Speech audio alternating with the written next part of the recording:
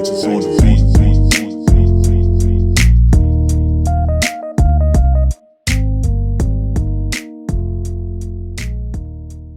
What's good, everyone? It's your boy Nati with another video for the channel. Welcome back to DMVSportsZone, and as always, every single week we got Noah here from SportAI, and we'll be previewing the upcoming fantasy football matchups this week for Week 13. Man, this is the week before playoffs for a lot of leagues. Some leagues have already started playoffs, but regardless, this is a very, very, very important time of the year for fantasy football owners. So make sure to heed our advice, especially Noah's advice, because he runs a very popular platform that he will talk about right now. Thanks for having me on again, Nati. As you mentioned, I'm co-running SportAI. Like I said, we've mentioned the previous weeks, is a mobile app integrated with artificial intelligence that will optimize your fantasy sports lineups and help anyone understand sports analytics. We're very excited, quickly just to announce that with the NBA season started, we are going to be transitioning more into the NBA analysis. So looking forward to that. Maybe we'll see a little bit of that in the channel. Yeah. But for now, we are ready to go and excited to help the last playoff push for those that are on that borderline, or for those that have already clinched, to make sure that you can win out the rest of the way.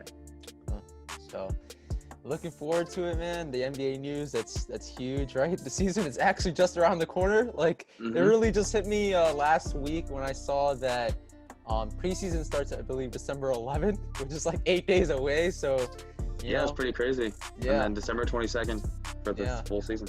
For sure. So looking forward to that. But with fantasy football, as we start off every single week, can you give me the one fantasy pick, or multiple, that you got right from last week?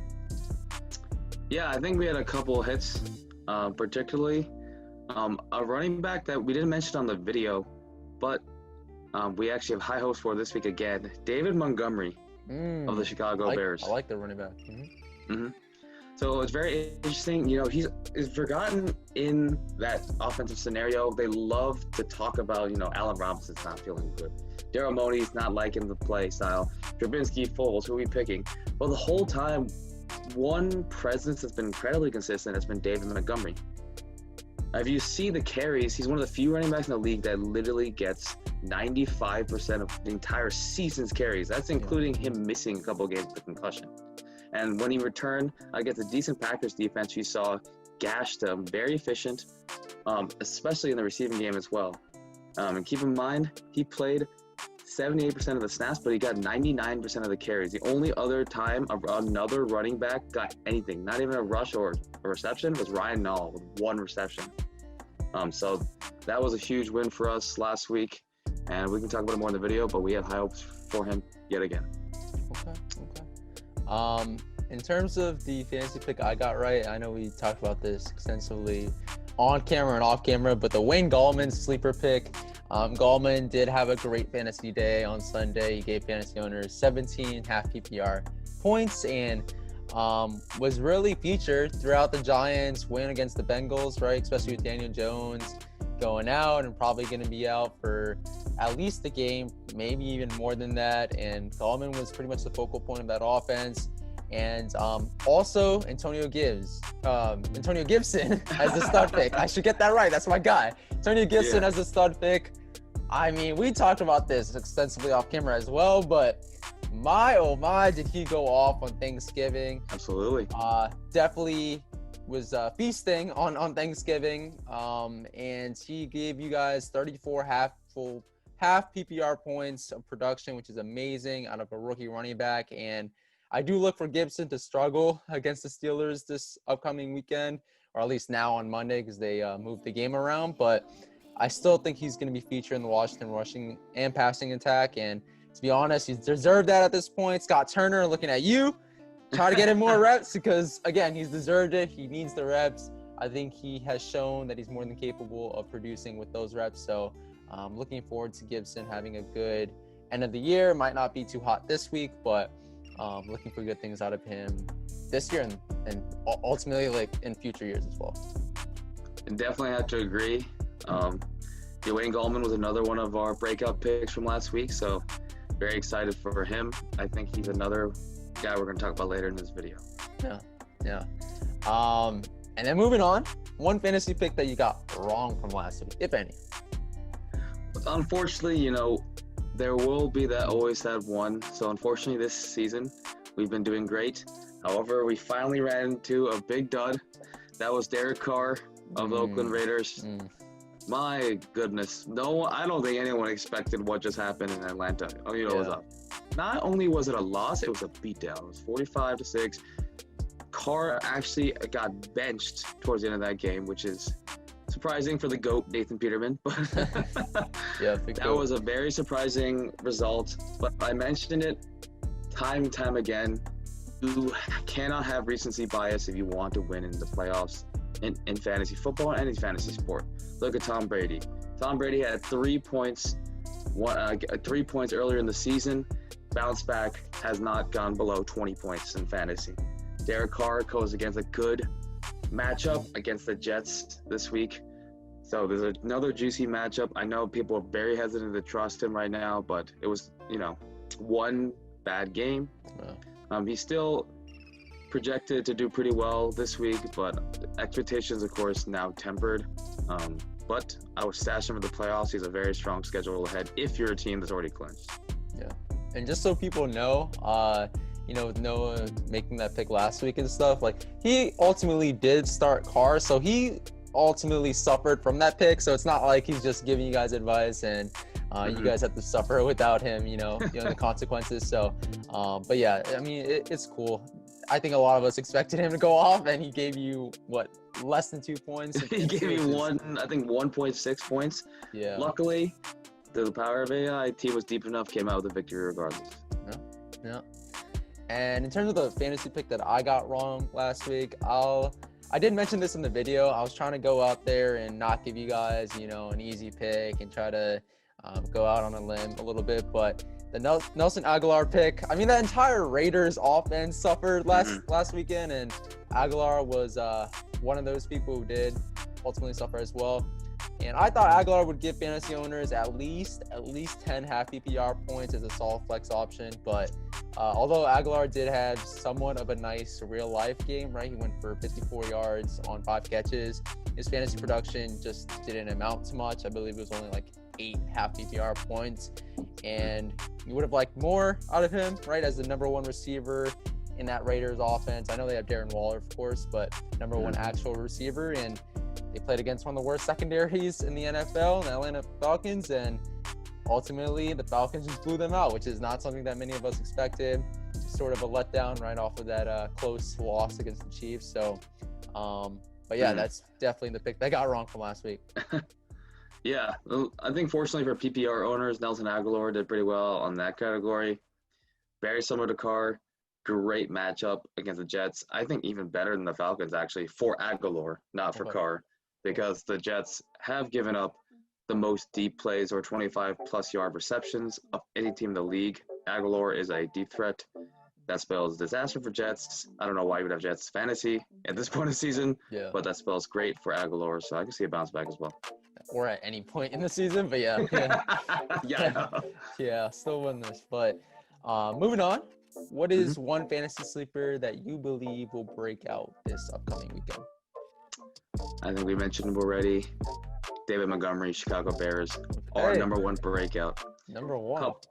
He is number 1, and we actually are confident saying after our data results, he will be a top 5 running back option this week in fantasy. He's a little bit bold, but here's why beyond the data, so the viewers can understand a little bit behind the real world decision making. He's facing the Detroit Lions, who are at this point in time have one of the worst defenses in the league, especially against the run.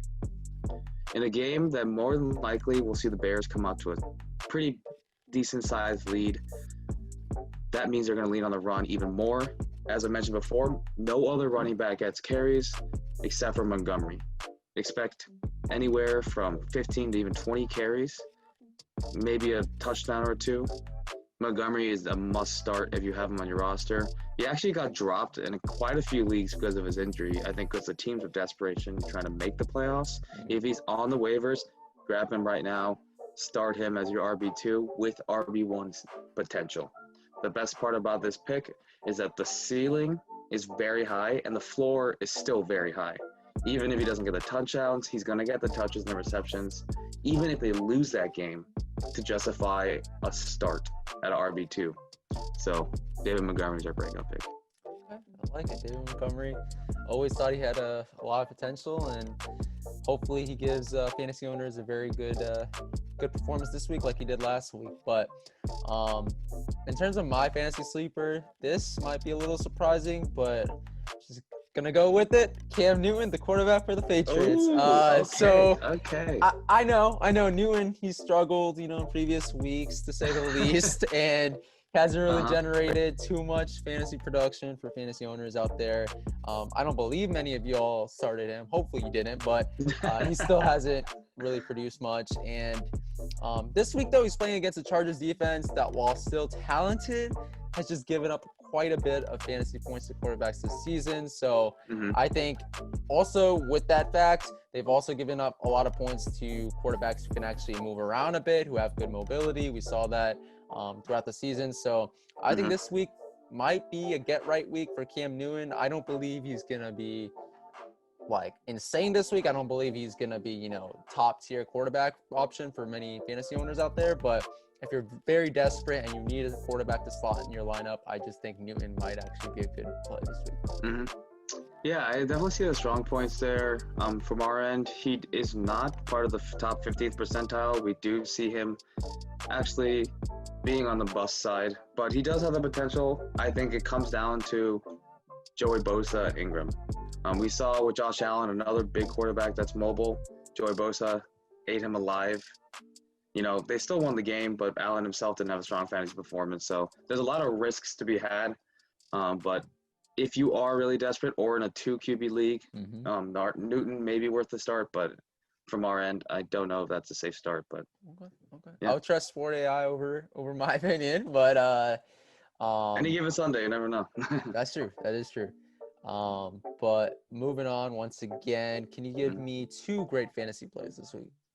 2 great fantasy plays this week. We want to go back to trying to show the players that will definitely be on waivers. Let's go to the quarterback position because we haven't gone there in a while. Phillip Rivers of the Indianapolis Colts. So Phillip Rivers, used to be the QB1 that everyone had even less than 3 years ago. But unfortunately for him this season, he had a very slow start with the Colts trying to adjust to that offense. But as of recent, he's thrown at a touchdown to interception ratio of 85%. Very good there. He's got the rise of Pittman, the return of Hilton. And it's very interesting because that's what I'm saying. Don't always look at fantasy. T.Y. Hilton is perceived as a very bad season, but he still leads the entire Colts team in receiving. And you saw he's getting a lot more trust with Rivers, getting that big touchdown last week. And they're now going as a Texan defense that lost Bradley Roby for this season, meaning they have no longer had the number 1 corner on already one of the worst passing defenses in the league. So Phillip Rivers has a prime opportunity. He's going to get a healthy Taylor back, Nyheim Hines, a full array of weapons against a weak defense that could spell disaster for the Texans. But for Phillip Rivers, that could be the breakout that you need to win to get into the playoffs. And your other pick?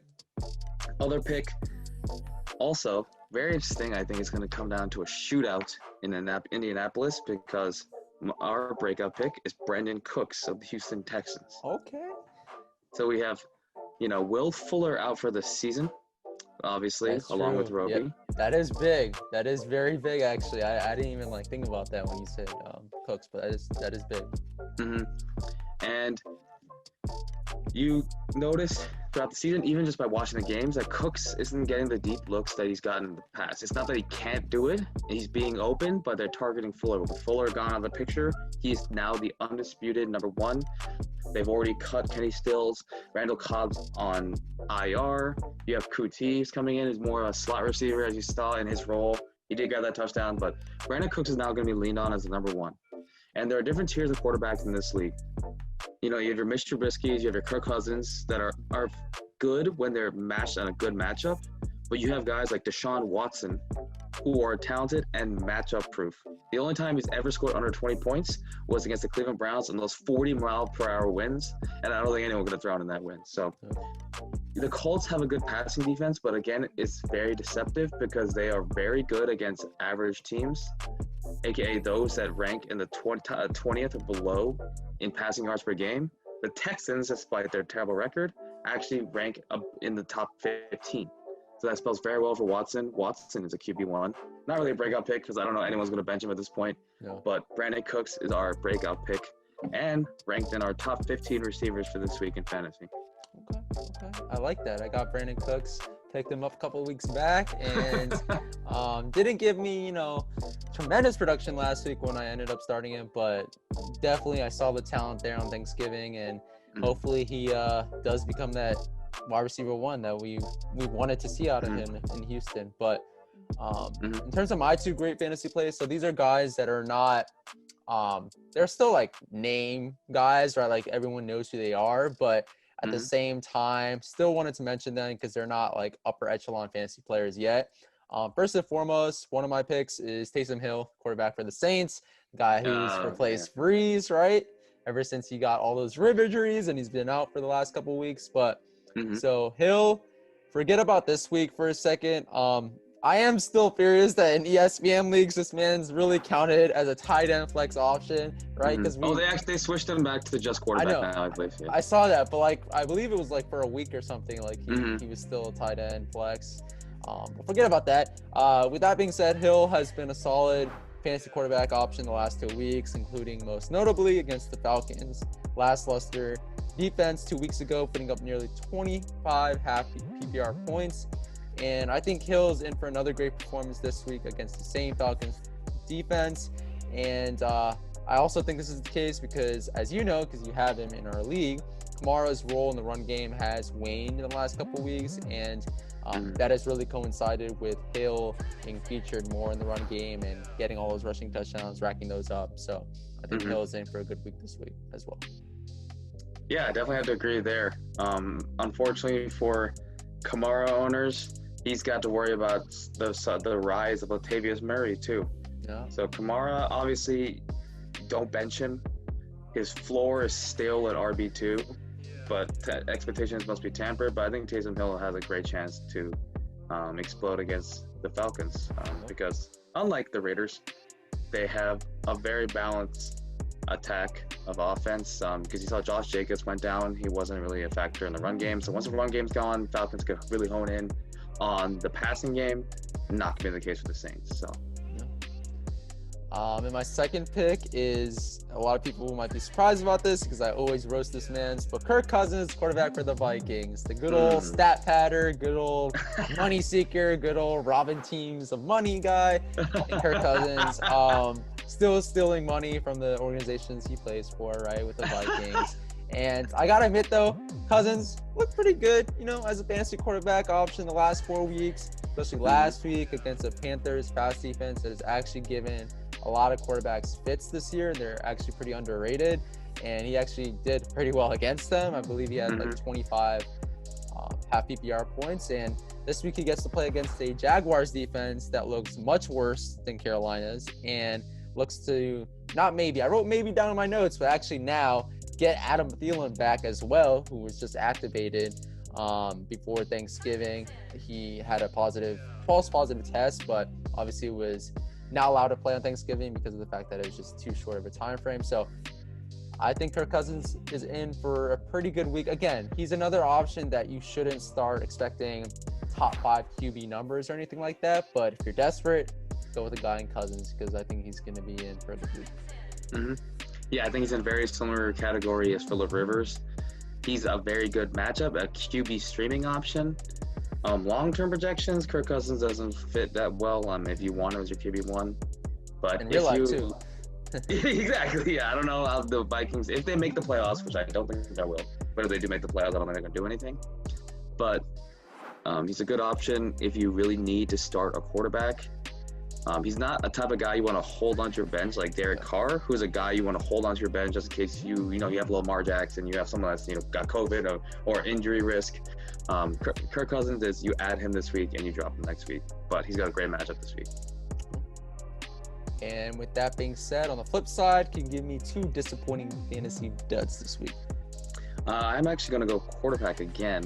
Okay. So surprisingly, we got our data back, and you'll be surprised, but Justin Herbert of the Los Angeles Chargers I traded him away. Yeah. He's not looking like he's going to have a great week. Couple things. The New England Patriots defense is starting to come into form as the expectations, their pretty late defense. Yeah, I know, pretty late, but better late than never. We saw what they did against a Cardinals offense that is a pure passing attack. Stephon Gilmore, there was that COVID scare, injury scare, but he's healthy. They have a solid passing attack. The only weakness is that their run defense isn't that great. Yeah.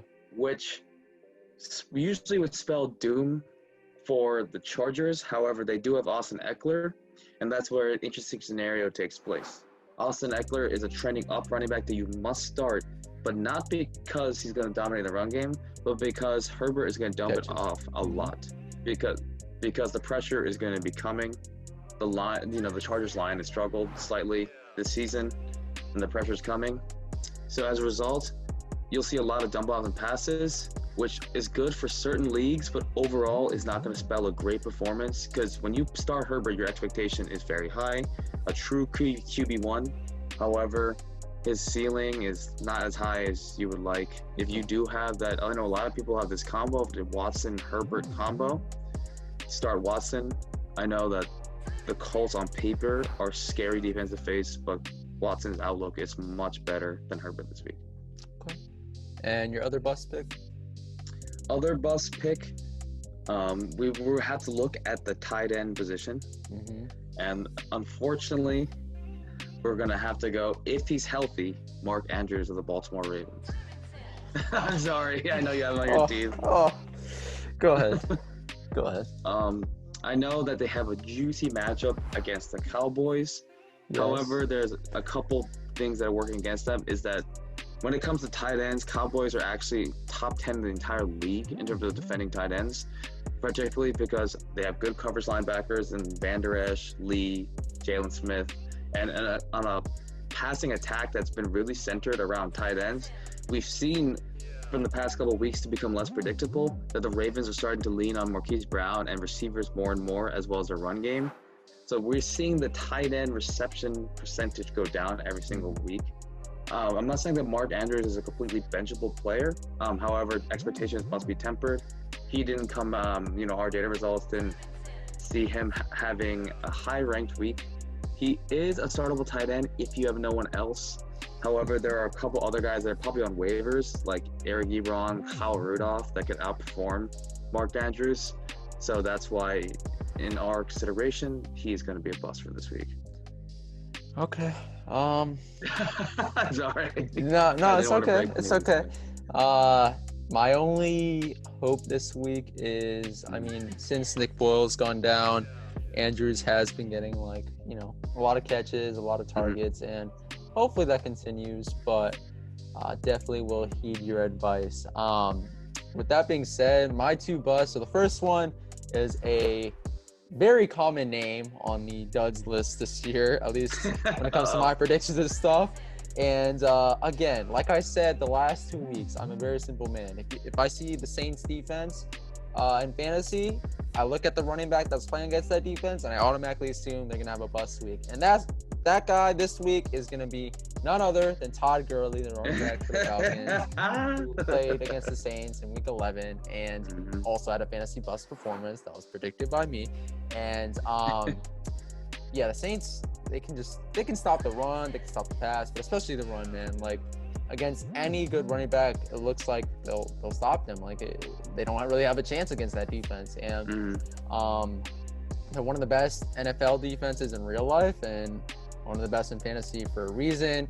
The Falcons tend to like to throw the ball against their divisional foe in previous years and even in their previous matchup this year. So I look for more production out of Ridley and possibly Jones if he's healthy. But Gurley, meanwhile, I just don't think he's going to have a good game this week like he did in Week 11. And I just think he's going to be stopped behind the line of scrimmage too many times in this Week 13 matchup. So I would strongly fade Gurley if at all possible this week.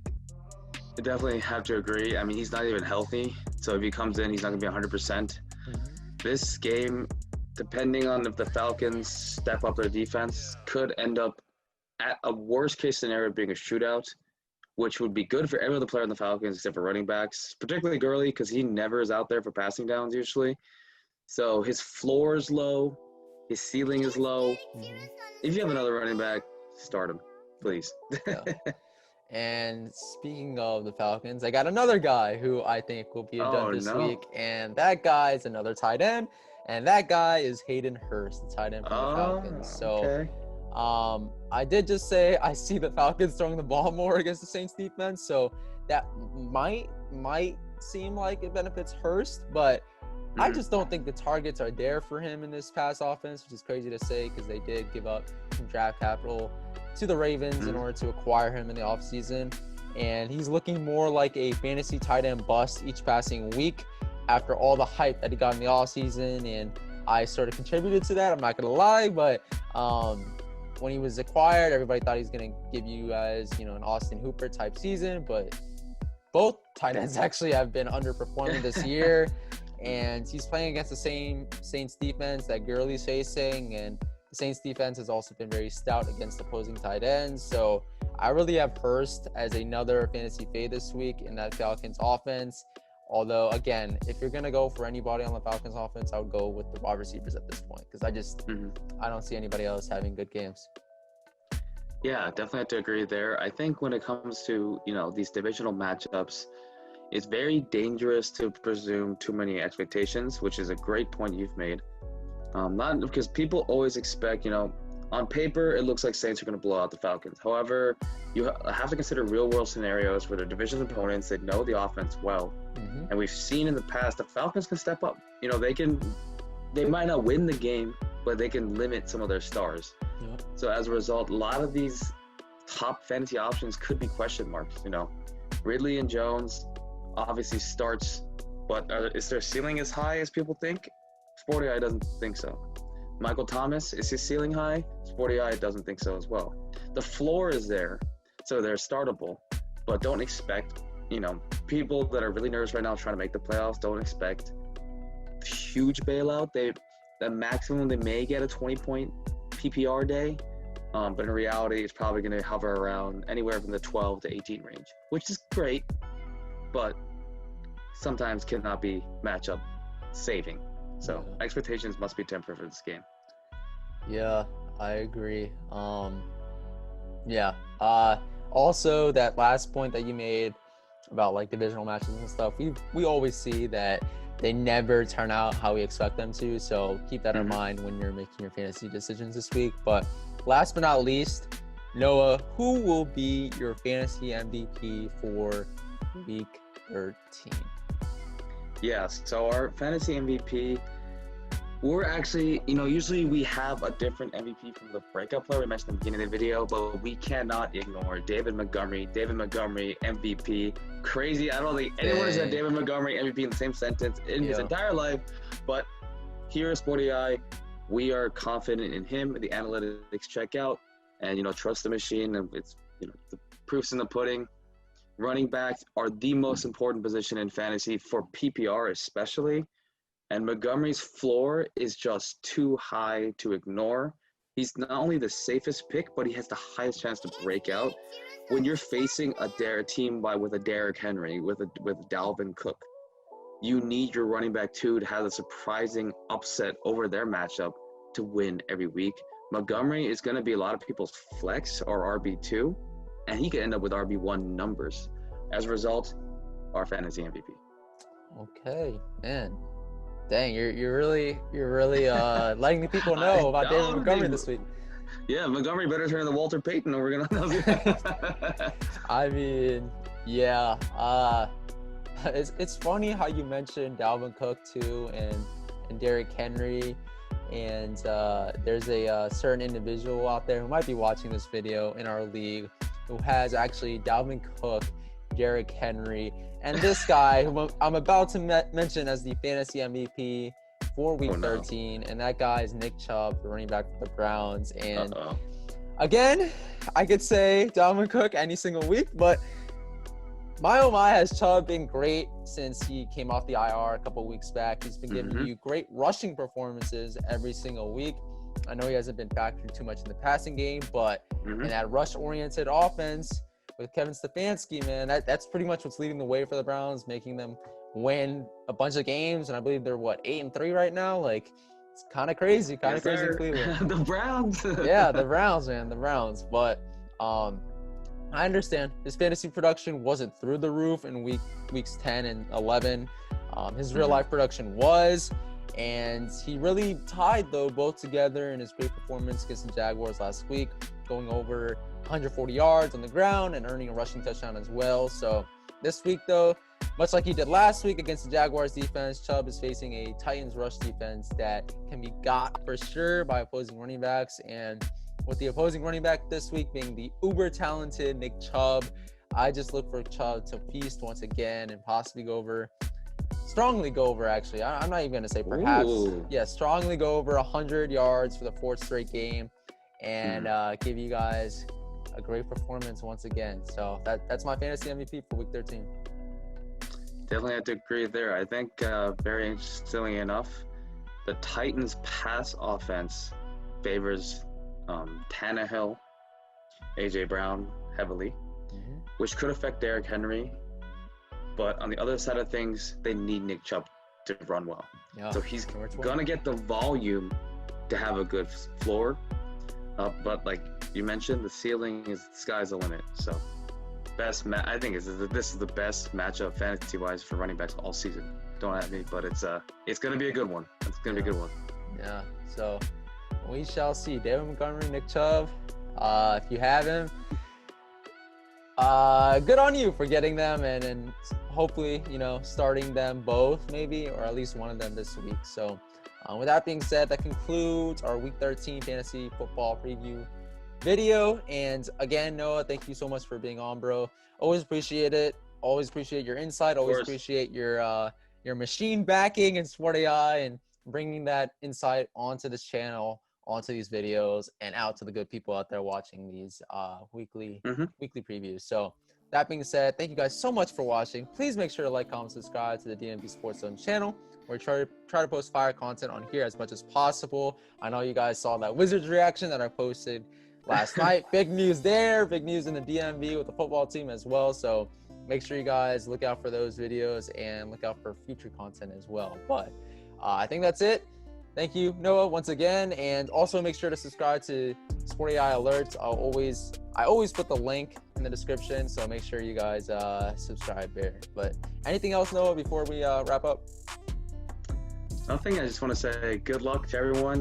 Final week, we're going to see a lot of broken hearts and a lot of dreams. So we hope that power of machine learning is behind your back, and we'll be sending out our breakout picks in the full tomorrow to our beta testers. So be excited, and I'm excited. So I want to see how our league turns out. For sure. Again, Dalvin Cook, Derrick Henry, and freaking Nick Chubb on one team. And he has Austin Eckler as well. And he has DK. And he has pretty much everything you want except for a QB. I don't know how it ended up, but yeah. Hey, I will say, proof in the pudding, man. I don't have those stars, but I do have more points than I've scored in the season. So we'll see come playoffs what happens. But yeah, and if Thomas or Jones or even Brown could just be a reliable threat, maybe I could find myself in there. But we'll see. Probably not. Yeah, but again, thank you guys for watching, and peace. Have a great fantasy weekend. Have a great football weekend, and we'll see you back here next Wednesday. So peace.